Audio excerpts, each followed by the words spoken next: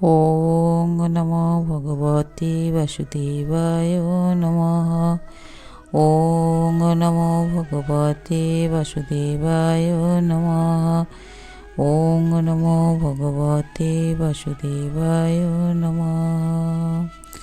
ওং অখণ্ডমণ্ডলাকারং ব্যপ্তং যেন চরাচরম তৎপদং দর্শিতং যেন তস্मै শ্রী গুরবে নমঃ। গুরু ব্রহ্মা গুরু বিষ্ণু গুরুদেব মহেশ্বর গুরুদেব পরম ব্রহ্ম তস্मै শ্রী গুরবে নমঃ। শ্রীমদ্ ভাগবতের দ্বাদশ অধ্যায়। পরীক্ষিতের জন্ম। শৌনক মুনি বললেন, অশ্বত্থামা যে মহা তেজময় ব্রহ্মাস্ত্র নিক্ষেপ করেছিলেন তাতে উত্তরার গর্ভ নষ্ট হয়ে গিয়েছিল, কিন্তু ভগবান শ্রীকৃষ্ণ তাকে পুনরায় জীবিত করে দিয়েছিলেন। সেই গর্ভের থেকে জন্মগ্রহণ করেছিলেন মহাজ্ঞানী মহাত্মা পরীক্ষিত, যাকে ব্যাস নন্দন সুখদেব শ্রী ভগবানের লীলা কথা শুনিয়েছিলেন। সেটাই হচ্ছে শ্রীমদ্ ভাগবত, সেটা পরে হয়েছিল।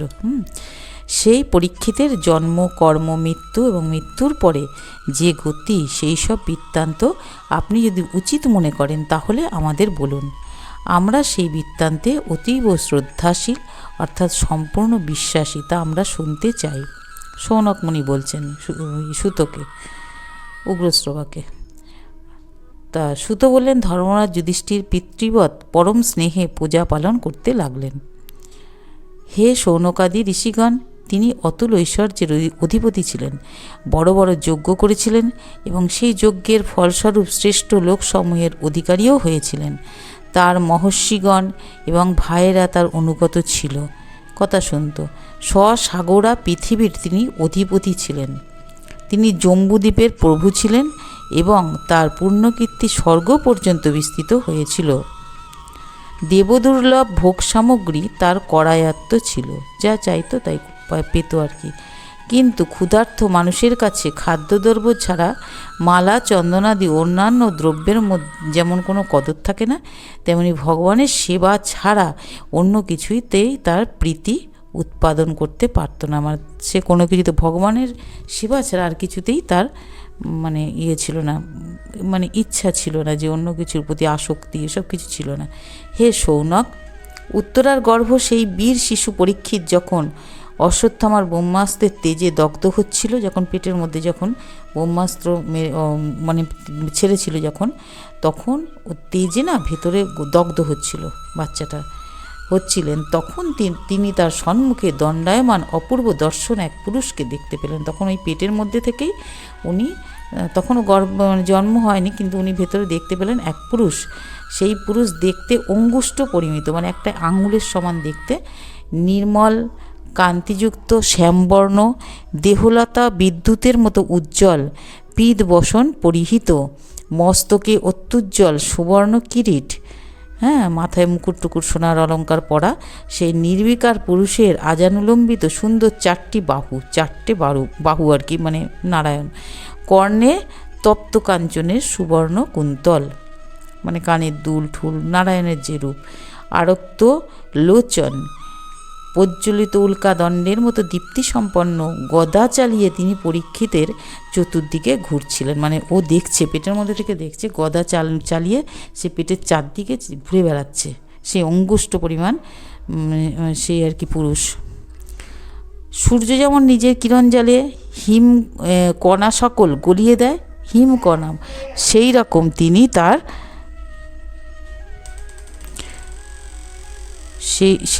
তিনি তার সেই গদা দিয়ে বজ্রাস্ত্রের তেজকে নিষ্প্রভ করে দিচ্ছিলেন। সেই পুরুষকে নিজের সন্নিকটে দেখে সেই গর্ভস্থ শিশু চিন্তা করতে লাগলেন যে এই পুরুষ কে। এইভাবে ধর্মরক্ষক অপ্রমেয় ভগবান শ্রীকৃষ্ণ ব্রহ্মাস্ত্রের তেজ নিষ্প্রভ করে সেই 10 মাস বয়স্ক শিশুর সামনেই অন্তর্ধান হলেন। এবার পরীক্ষিতের জন্ম হলো একটা খুব ভালো লগ্নে, শুভ লগ্নে জন্মের সময় সেই বালককে এমন তেজস্বী দেখাচ্ছিল যেন স্বয়ং রাজা পাণ্ডু পুনর্জন্ম গ্রহণ করলেন। পাণ্ডু আর কি। পৌত্রের ভূমিষ্ঠ হওয়ার সংবাদ শুনে রাজা যুধিষ্ঠির অতিশয় আহ্লাদিত হলেন। তিনি ধৌম্য, কৃপাচার্য প্রভৃতি ব্রাহ্মণদের দ্বারা স্বস্তিবাচন ও নবজাতকের জাতকর্ম সম্পাদন করালেন। নারী কাটার পূর্বে ব্রাহ্মণদের সুবর্ণ মানে সোনা, গরু গাভী মানে গরু, ভূমি, গ্রাম, হাতি, অশ্ব এবং উত্তম অন্ন, এই সমস্ত ভালো অন্ন যে আছে চাল, সে সমস্ত ব্রাহ্মণদের দান করলেন। ব্রাহ্মণগণ সন্তুষ্ট হয়ে বিনয়াবনত যুধিষ্ঠিরকে বললেন, হে পুরুবংশ, প্রদীপকালের দুর্জয় প্রভাবে এই পুরুবংশ প্রায় নষ্ট হতে যাচ্ছিল, কিন্তু তোমাদের প্রতি অনুগ্রহ করেই ভগবান বিষ্ণু এই নবজাত বালকটিকে দান করে তোমাদের বংশ রক্ষা করে দিয়েছেন। তাই এর নাম হবে বিষ্ণু রাত। এই বালক যে জগতে বিপুল যশস্বী এবং পরম ভাগবত মহাপুরুষ হবে, বলে দিল ব্রাহ্মণরা। ব্রাহ্মণগণ বললেন, হে ধর্মরাজ, এই বালক মনুপুত্র ইক্ষ্বাকুর মতো আপন প্রজাদের পালন করবে এবং দশরথ নন্দন ভগবান শ্রীরামচন্দ্রের সমান ব্রাহ্মণ ভক্ত ও সত্য প্রতিজ্ঞ হবে। দুষ্মন্তের পুত্র ভরতের মতো নিজ বংশের যশ এ বিস্তার করবে। ধনুর্ধারীদের মধ্যে এ সহস্র বাহু অর্জুন এবং নিজ পিতামহ পার্থের মতো শীর্ষস্থানীয় হবে। অগ্নির মতো দুর্ধর্ষ হবে, সমুদ্রের মতো দুস্তর হবে, সিংহের মতো পরাক্রমী হবে, হিমালয়ের মতো সুখসেব্য হবে, পৃথিবীর মতো ক্ষমাশীল হবে, পিতামাতার মতো সহিষ্ণু হবে। এই বালক ব্রহ্মার মতো সমদৃষ্টি, শিবের মতো আশুতোষ এবং রমাপতি বিষ্ণুর মতো প্রাণীগণের আশ্রয়দাতা হবে। এই বালক শ্রীকৃষ্ণের মতো সদ্গুণ সম্পন্ন হবে, রতিদেবের মতো উদার এবং যদাতির মতো ধার্মিক হবে, ধৈর্যে বলিরাজের মতো শ্রীকৃষ্ণের প্রতি দৃঢ় নিষ্ঠায় প্রহ্লাদের মতো হবে, বহু অশ্বমেধ যজ্ঞের অনুষ্ঠান করবে, অনেক অশ্বমেধ যজ্ঞ করবে এবং বয়স বৃদ্ধদের সেবা করবে। এর পুত্র রাজর্ষি হবে। এই পুত্র কি হবে? রাজর্ষি হবে। এই বালক ধর্ম মর্যাদা লঙ্ঘনকারীদের শাসন করে দণ্ড প্রদান করবে।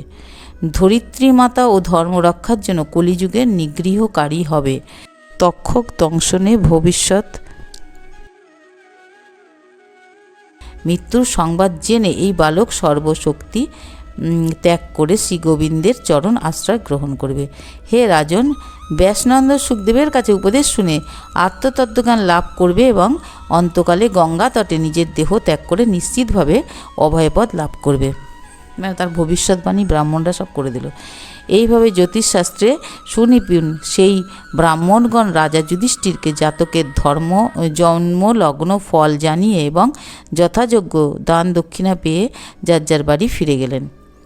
সেই বালক পৃথিবীতে পরীক্ষিত নামে প্রসিদ্ধ হয়েছিল, কারণ সে এই বিষ্ণুরাত বালক গর্ভে থাকাকালীন যে পুরুষকে দর্শন করেছিলেন তাকে সর্বদা স্মরণে রেখে পৃথিবীর মানুষকে ইনি পরীক্ষা করতে থাকতেন। মানে ওই যে জন্মের আগেতে যে দেখেছিল সেইটা না উনি খুঁজে বেড়াতেন, সমস্ত পৃথিবীর মানুষের মধ্যে কোথায় আছে তিনি এটা খুঁজে, এই মানুষদের মধ্যে সেই পুরুষ কোনজন সেটাই সবসময় খুঁজে বেড়াতেন।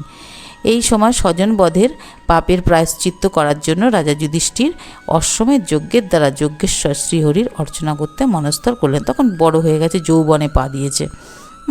শ্রীকৃষ্ণের প্রেরণায় তার ভাইয়েরা উত্তর দিকে রাজা মরুত ও ব্রাহ্মণদের দ্বারা পরিত্যক্ত বহু সোনাদানা এবং ধনরত্ন নিয়ে এলেন। সেই সব ধনরত্ন দিয়ে যজ্ঞ সামগ্রী একত্রিত করে ধর্মপরায়ণ মহারাজ যুধিষ্ঠির 3টি অশ্বমেধ যজ্ঞ দ্বারা যজ্ঞেশ্বর শ্রীহরির অর্চনা করলেন। যুধিষ্ঠিরের দ্বারা নিমন্ত্রিত হয়ে শ্রীকৃষ্ণ যজ্ঞে এসে ব্রাহ্মণদের দ্বারা যজ্ঞ পূর্ণ করিয়ে নিজের আত্মীয়দের প্রীতিবিধানার্থে কয়েক মাস সেখানে থেকে তারপর আবার চলে গেলেন। হে শৌনক, তারপর ভাইদের সাথে রাজা যুধিষ্ঠির দ্রৌপদীর কাছে অনুমতি নিয়ে অর্জুনকে সঙ্গে নিয়ে যদুগণের দ্বারা পরিবেষ্টিত হয়ে শ্রীকৃষ্ণ কী করল? দ্বারকা আবার প্রস্থান করলেন। কিছুদিন থেকে সব কিছু করে সমাপন করে তারপর উনি আবার দ্বারকার উদ্দেশ্যে রওনা দিলেন।